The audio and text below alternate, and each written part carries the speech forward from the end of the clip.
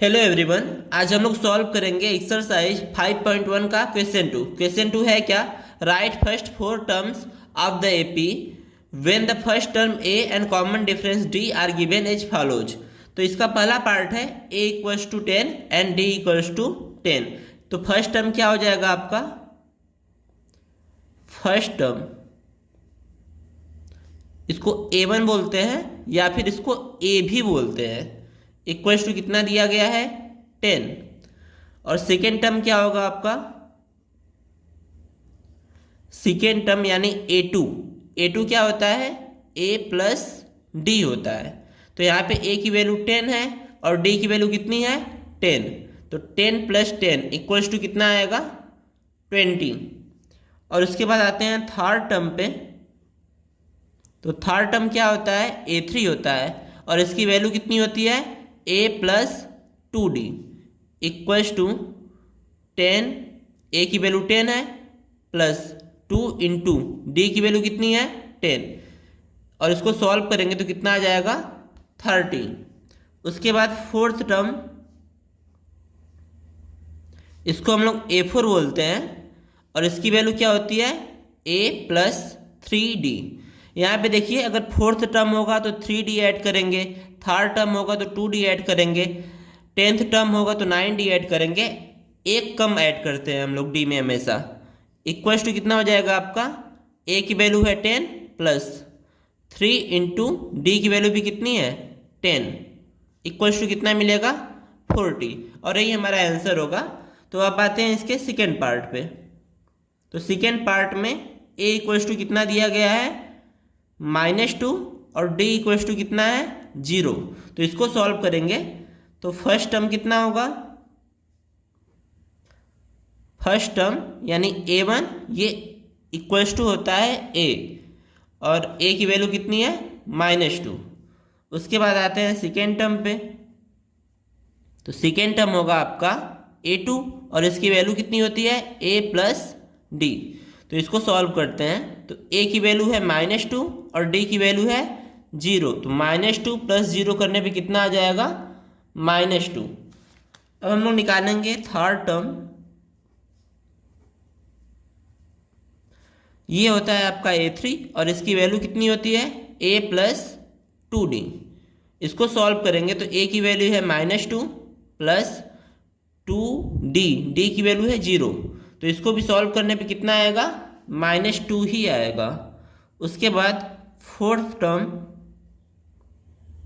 ये है आपका a4। तो a4 क्या होता है a plus 3d equals to कितना मिलेगा, a की वैल्यू है -2 प्लस 3 इंटू डी की वैल्यू 0। और इसको भी सॉल्व करेंगे तो -2 ही आएगा। अब आते हैं इसके थर्ड पार्ट पे। तो थर्ड पार्ट में a इक्वल्स टू कितना दिया गया है 4 और d की वैल्यू कितनी है -3। तो फर्स्ट टर्म निकालेंगे। तो फर्स्ट टर्म होता है आपका a1 और ये a के बराबर होता है। इक्वल्स टू कितना हो जाएगा, a की वैल्यू है 4। अब आते हैं इसके सेकेंड टर्म पे।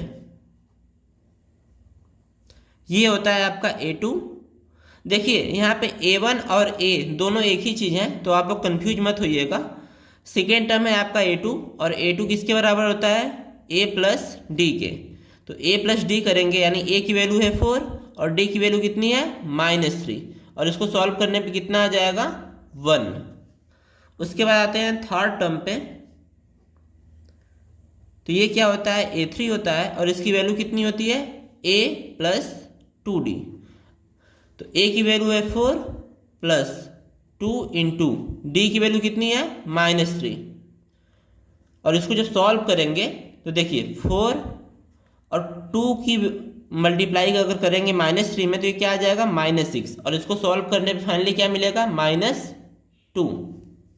अब आते हैं इसके फोर्थ टर्म पे। ये होता है आपका a4 और इसकी वैल्यू कितनी होती है a प्लस 3d। तो इसको सॉल्व करेंगे तो ये हो जाएगा 4 प्लस 3 इंटू -3 इक्वल्स टू कितना मिलेगा आपको 4 - 3 3 9। और इसको सॉल्व करेंगे तो कितना हो जाएगा -5। तो ये हो गया आपका फोर्थ टर्म। अब आते हैं इसके फोर्थ पार्ट पे। तो इस पार्ट में क्या है आपका क्वेश्चन, ए इक्वल्स टू दिया गया है -1 और डी की वैल्यू कितनी है 1/2। तो फर्स्ट टर्म फाइंड करेंगे हम लोग। तो फर्स्ट टर्म क्या होता है, फर्स्ट टर्म a1 किसके बराबर होता है, a के बराबर होता है और a की वैल्यू कितनी है -1। उसके बाद हम लोग सेकेंड टर्म फाइंड करेंगे। तो सेकेंड टर्म क्या होता है, a2 होता है और a2 की वैल्यू क्या होती है a प्लस डी। तो यहाँ पे a की वैल्यू है -1 और d की वैल्यू कितनी है 1/2। तो इसको सॉल्व करके एलसीएम लेंगे। तो एलसीएम लेने पे 2 आएगा। तो 2 1 जा -2 +1 और सॉल्व करने पे क्या आ जाएगा -1/2। अब आते हैं इसके थर्ड टर्म पे। थर्ड टर्म होता है a3 और a3 की वैल्यू क्या होती है a प्लस 2d। तो इसको जब सॉल्व करेंगे तो a की वैल्यू है -1 प्लस 2d यानी 2 इंटू डी की वैल्यू है 1/2। तो इसको सॉल्व करेंगे तो ये क्या हो जाएगा -1 +1 और फाइनली क्या मिलेगा 0। अब आते हैं इसके फोर्थ टर्म पे। तो फोर्थ टर्म होता है आपका a4। तो a4 की वैल्यू क्या होती है a प्लस 3d। तो यहाँ पे a की वैल्यू कितनी है -1 प्लस 3 इंटू डी की वैल्यू कितनी है 1/2। तो इसको सॉल्व करेंगे तो क्या आ जाएगा -1 प्लस 3/2। तो यहाँ पे एलसीएम ले लेंगे। तो एलसीएम लेने पे कितना आ जाएगा, नीचे 2 आएगा। तो 2 1 जा -2 प्लस 3 और सॉल्व करने पे क्या मिलेगा हमको 1/2। ये हो गया आपका फोर्थ टर्म। अब आते हैं इसके फिफ्थ पार्ट पे। तो इसमें फर्स्ट टर्म क्या होगा आपका, फर्स्ट टर्म इक्वल्स टू होता है a1 और ये किसके बराबर होता है a के। तो a की वैल्यू कितनी है -1.25। उसके बाद आते हैं सेकेंड टर्म पे। तो सेकेंड टर्म होता है आपका a2 और इसकी वैल्यू कितनी होती है a प्लस डी। तो यहाँ पे a की वैल्यू कितनी है -1.25 और d की वैल्यू कितनी है -0.25। तो इसको सॉल्व करेंगे तो साइन सेम है तो ये आपस में क्या हो जाएगा ऐड हो जाएगा और हमको क्या मिलेगा -1.50। अब आते हैं इसके थर्ड टर्म पे।